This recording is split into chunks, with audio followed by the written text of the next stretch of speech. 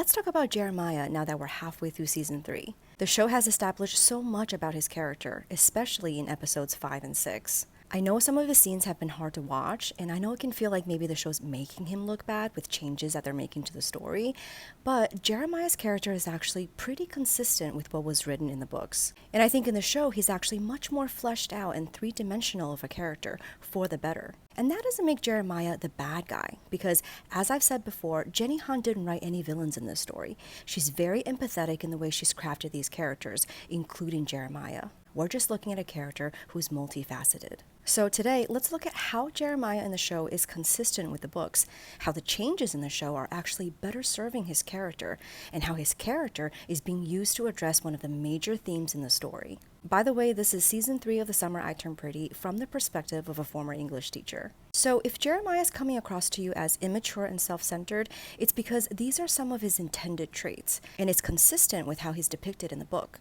In episode 5, we saw Jeremiah insist on the cake that he wants even though it's too expensive for their budget. We saw him change the wedding venue and guest list to what he wants even though that's not the vision Belly has in mind.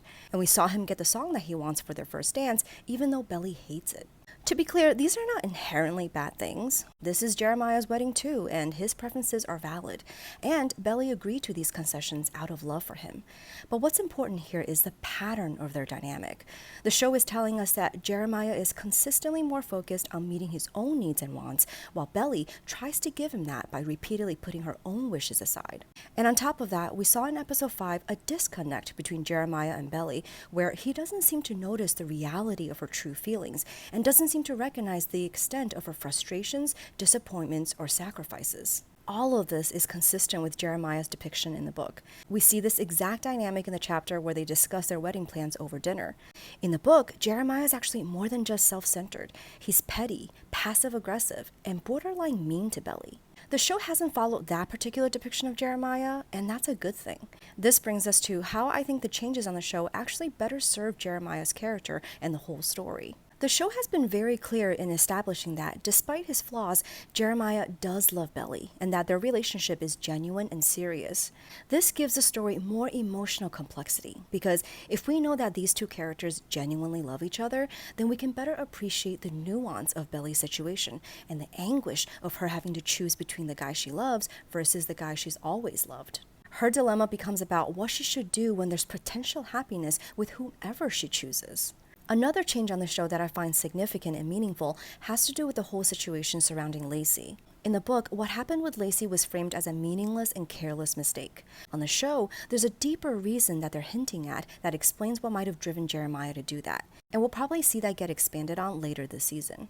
Also, in the book, Jeremiah slept with Lacey just once, but on the show, he did it twice, making it clear that it wasn't just some careless mistake, but that it was a choice he made. And this brings us to the final thing, that the character of Jeremiah is actually being used to address one of the major themes in the show, the idea that you can't be good with someone else until you're good with yourself. This was something that Cleveland had said to Conrad in season 1. Remember, this is a coming-of-age story, so as much as we're watching these characters trying to figure out who to love, we're also watching them trying to figure out who they are themselves. The show asks these questions about identity. Who are we? Are we just what we inherit and adopt from our parents? Do we even want that? Or do we want to form our own ideas of the world, of love, and of ourselves? We saw Conrad wrestle his way through this. He idolized his dad until he realized his dad was deeply flawed. Then he hated his dad and hated how he saw his dad in himself. Conrad set out to destroy that version of himself by quitting football and all the things that resembled his father. And eventually, through a period of healing and self-discovery, he was able to rebuild his own sense of self that's filled with much more self-awareness and self-acceptance. Jeremiah, on the other hand, hasn't had the chance to do that yet. His identity is still very much tied to how he sees himself in relation to his dad and his brother. In episode 6, we see him repeatedly trying to appease and please his dad in order to get the love and validation that he so desperately wants from him. And we see Jeremiah's disappointment and hurt when Adam continues to brush him aside in favor of Conrad. These additions to the story help us see Jeremiah as a much more complex and sympathetic character. When we see him hesitate in asking for a day off, or giving into golfing even though Belly needs him, or shoving down his own feelings, whether it's about Kaylee or about the way Adam treats him, we can understand that it's all because Jeremiah doesn't want to jeopardize anything with Adam, because he's desperate for a connection with his dad. So, as much as Jeremiah loves Belly and wants to love her well, how can he do that when he hasn't formed his own identity separate from his dad? How can Jeremiah be a faithful and dedicated husband who prioritizes his family when he hasn't even confronted the truth of what kind of man Adam is? Jeremiah hasn't examined what parts of himself are like his dad. He doesn't even really know himself yet, and he's certainly not secure with himself. So, how can he truly love Belly and build a secure relationship with her? How can Jeremiah love Belly well when he's still desperately seeking love and acceptance for himself?